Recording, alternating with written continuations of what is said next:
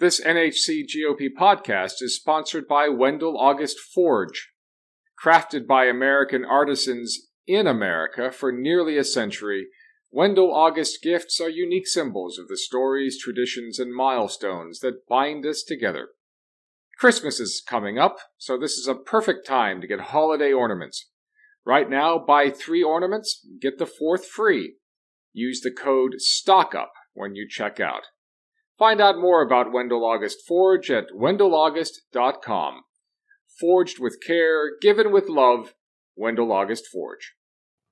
Good evening and welcome to the NHC GOP podcast. I'm Rule Sample, joined by Pat Bradford, a candidate for Board of Education here in New Hanover County. Good evening, Pat. How are you tonight? Good evening. I am excellent. Been out at the polls most of the day, and I'm encouraged, excited, and glad to be with you. You have not just been out of the polls most of today, you have been out there the whole time. And so I appreciate you taking the time after a very long day to come and talk to us. What are you hearing from parents and from voters as you talk to them at the polls and elsewhere? What is the major thing on parents' minds right now? Well, I'm telling you, they're very excited to be voting. They're believing that change is here.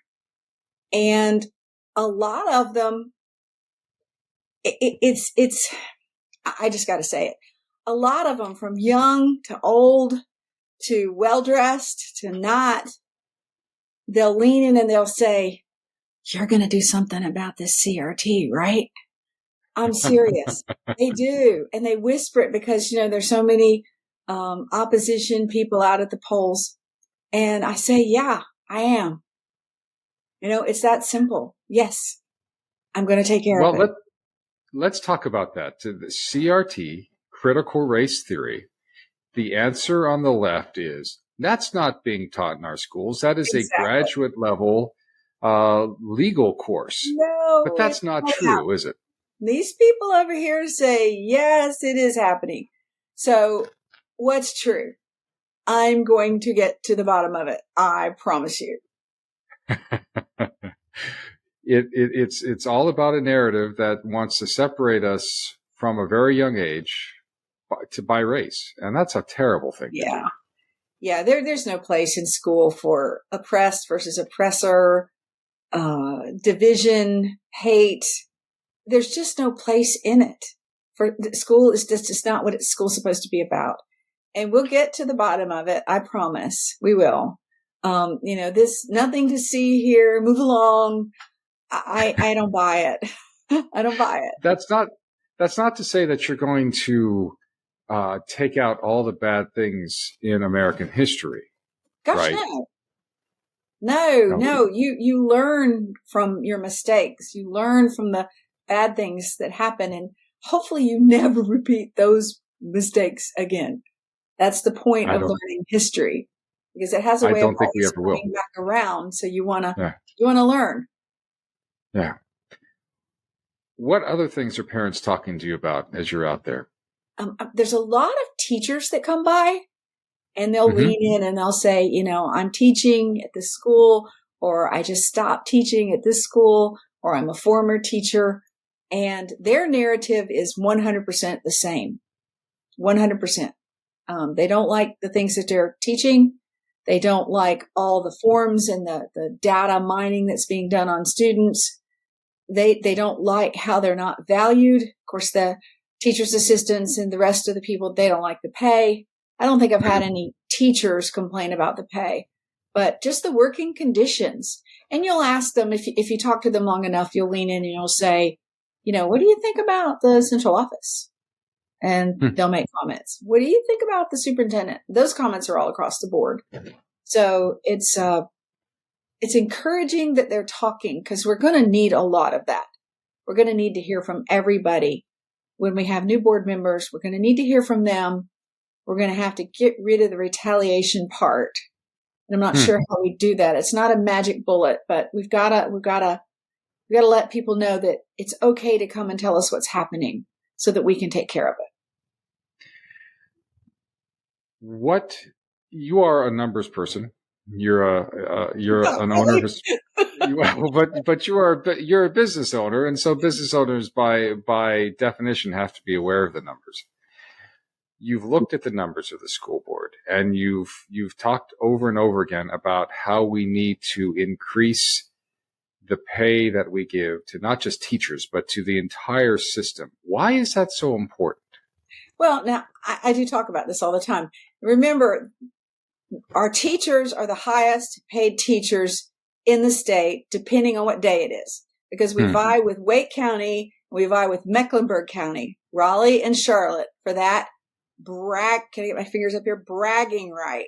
It's not done because we love teachers, though. It's done because we want the business bragging right to attract industry and business to North Carolina. So for whatever reason they're doing it, I'm really grateful. The teachers are well paid. They're never paid enough because the job, there should be hazard pay for teachers. But yes, the board ordered a salary study. We, the taxpayers, paid for a salary study, and then they ignored the recommendation of the salary study. They chose in favor to continue to fund the EDI department. Most people don't realize the first budget that the superintendent and Ashley Sutton, who's in charge of finance, they brought to the board had a discontinuation of the EDI position and a funding of the teachers' assistants, the bus drivers, and the cafeteria workers. The recommendation was either $17 an hour plus some bumps, or $16 an hour and a couple extra bumps. So it all kind of evened out. And if I'm not mistaken, the first recommendation was 17, but it could have been 16, but it was more than it is now. And they ended up getting a $1 an hour raise. Now, if you'd worked for the school district as a teacher for 27 years, teacher's assistant, you got $1 an hour raise. Personally, I don't have any people working for me, and I never have, that would be willing to work that long without getting raises, cost of living and everything else. So more power to them that they can keep. Think about this. Teachers' assistants are working for less than what a Domino's worker gets, or somebody working. Because I've checked, you can get assistant managers positions at McDonald's for more than we're paying our teachers' assistants and our bus drivers and our cafeteria workers. Now you wonder why we have this transportation problem going on right now. The buses are not running and everyone's all in a snarl. Well, it's because they don't have enough bus drivers, because they won't pay them enough to get them and retain them. Somebody has a commercial driver's license. They're in great demand. They're not going to stay with the school system if they can get another job, not for what they're paying them. Yeah. Yeah. So the other thing that's really bad is the morale. Now you can have super awesome morale and possibly get away with paying employees less. But when you don't pay them well and the morale is crushing you, it's a recipe for disaster. We've lost a lot of teachers. And I have to admit, Dr. Faust has been able to hire quite a few new teachers. They're all coming out of Wake and Guilford and Mecklenburg.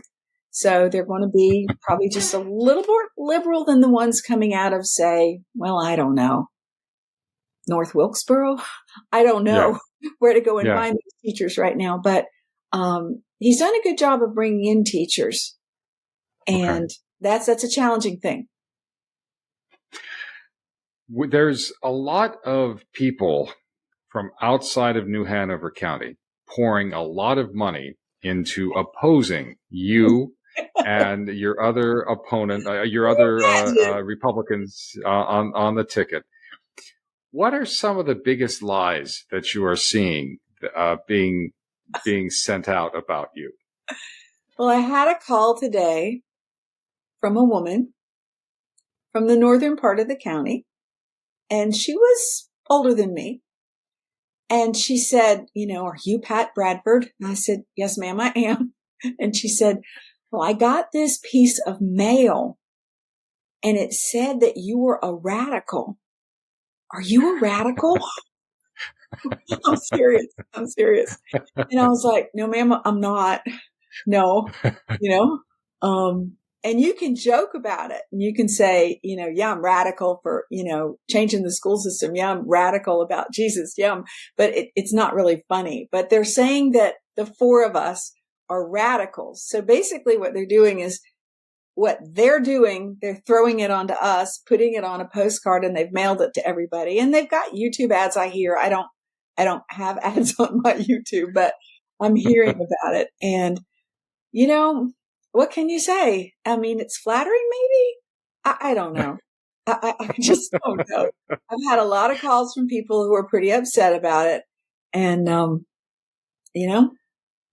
anybody who knows you would say you're not a radical, you're not an extremist. So let's answer some of their lies. Are you in favor of book burning? No, absolutely not. I make my living in words. I want people to read. I have a novel with 100,000 words I've written. I want people to read. I just don't want books that are explicitly sexual in our schools for our children to read. I see no purpose for a book like that to be in our schools. In fact, we have a Pender County teacher who just got arrested for pornography materials, and I read about him. And the books that are in our schools would get you arrested if you had them. You can't read from the books in a public meeting or on the radio because the FCC would shut you down for speaking obscenity. And yet it's okay to have these books in our schools for young children to read? No, absolutely not. And without parents. It's gotten me so upset. We're out at the Northeast Library today. That's where you can find me if you want to see me. And I see all these parents with women with little children and strollers, and they're going into the library, and I'm thinking, ooh, are they having a child story hour? So I asked one of the parents, I said, are you coming for the child story hour? And she said, yes. So then I thought, oh my gosh, what if it's a sexually explicit book? Or what if it's, people dressed up and some of the stuff that's going on, what if it's a drag queen? And these are tiny little people, some in arms, and I just fretted over it. So I sent somebody in to find out what it was. And the first book was I Kissed a Duck. And I'm thinking, there was a time when a book named I Kissed a Duck, you didn't ever worry about it. But now you're like, wait a minute, why are we kissing ducks? Because some of these books have innocuous names that you think children are going to really enjoy. And remember the book I took from the library, checked it out. It was geared for 4 to 8 year olds, and it had explicit, graphic sex. And it was an older sister explaining to her younger brother in graphic detail about sex. And it had images, and it even had a teddy bear beside the head of the couple depicted having sex. That does not belong in our libraries for children. It doesn't belong in our schools for children. And they're all interconnected with the interlibrary exchanges that we have now. Do you hate gays, lesbians, transgendered people? Do you absolutely hate them? No, and you can ask my friends that identify that way. I don't hate them. I love them. They love me. Are you going to make everybody do what you believe? Are you going to say that you've got to do this, and this, or else you're out? Are you that closed-minded? No, I'm not. I'm pretty open-minded, surprisingly, in a lot of ways, because I'm a good boss. I like to listen to people. I like to hear everyone's opinion. That's what I love about being out there right now, is because you can just talk to so many people in one day. And it's great. They come up and they're shy and they want to meet you, or they've seen you or they know you. It's just, I love it. I really do enjoy this part of the whole thing. Maybe not the hours. These folks are spending a great deal of money. Yes, and putting out some big movies and ads, and they're lying to big movies. I haven't seen those. I hope I don't. Well, they're coming to a theater near you. But they're lying. They're lying. Yeah. And there's no nicer way to put it, is that they're using fear tactics and everything else and to lie about you. This is a really challenging time to see exactly what kind of character you have, because people are throwing rocks at you and you got to turn sideways and let that rock go on by. But every now and then one of them will land, or every now and then you're just not as much like Jesus as you want to be. And it happened to me a couple of days ago. And this woman was yelling just very close to me. And she was yelling towards the voters as they were coming in an effort to influence them not to vote for me or the other conservative candidates.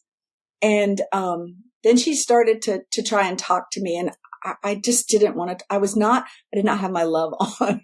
And I just didn't want to talk. And she kept doing it. And she kept lying.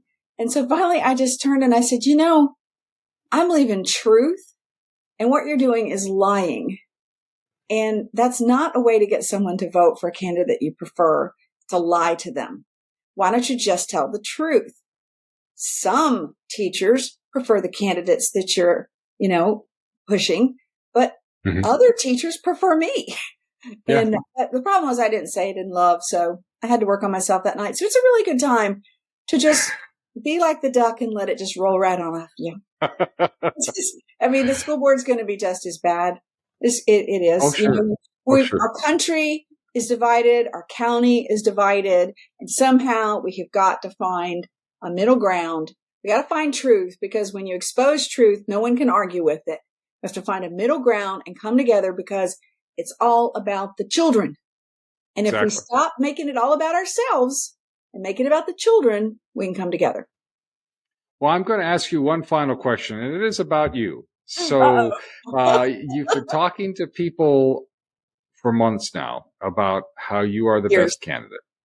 Years now as how you are the best candidate. And if there's one thing that you want them to hear as they go into the polling booth, to put a check box next to your name, why should they? Why are you the best candidate for this position? I don't normally work in best candidate. That's not part of my language. But here's the thing. 17 years ago, I stood in a New Hanover County courtroom and I raised my right hand and I swore to protect children. I was sworn in as a guardian ad litem, which means I was sworn in as a child advocate. And the court determined that I was a good choice to stand up and be a voice for children when they needed help. And to this day, I take that oath seriously. I am determined. I am so glad that I'm doing this. I was a little reluctant to heed the call in the beginning because I knew how hard it was going to be. But I am so glad that I'm in it, because we're at the 11th hour here. We're in our Alamo kind of moment in North Carolina and New Hanover County. We have got to turn this thing around. And if I have to go out there and lead that charge, it's okay with me, because it's worth it. We're doing it for our children, our greatest resource, our precious little children, and they're being harmed. They're not being educated. They're being they're destroying our children's education. We're going to lose an entire generation if we're not careful. We've got to hold the line. We've got to turn this thing around. And I take that oath I swore 17 years ago. I take it as seriously today as seriously today as I did back then. It's all about the children for me. It really is. I'm not making that up. Pat Bradford, you're going to find her at the polling booths. She circles them all, and you'll see her throughout the next couple of weeks. We have about 12 days to go at the time of the recording of this podcast. Pat Bradford, how can they get in touch with you? Well, you can come out to the polls. My primary polling place is the Northeast Library. A lot of people come to see me there. And if you go to the red tent and say, hey, it's Pat Bradford here. When was the last time you saw her? But I do make my rounds. I do hit the 5 early voting sites. Now, when we get to election day, you're not going to find me at all of them, maybe just a handful of them. But other than that, I've got a really good website. What is it? electpatbradford.com. My phone number is everywhere. Like the lady today. This lady today, you know how she found me? She called the Northeast Library and she asked them if they could find a phone number for me. And they did. That's how she found. So I promise you, my phone number is out there. You can just Google me and you'll find my phone number. I don't hide. Outstanding. I love to hear from people. So I hope they'll call. I hope they'll come and see me. Pat Bradford for New Hanover County Board of Education. Thanks so very much for being here. Thank and all you. the best. Good night.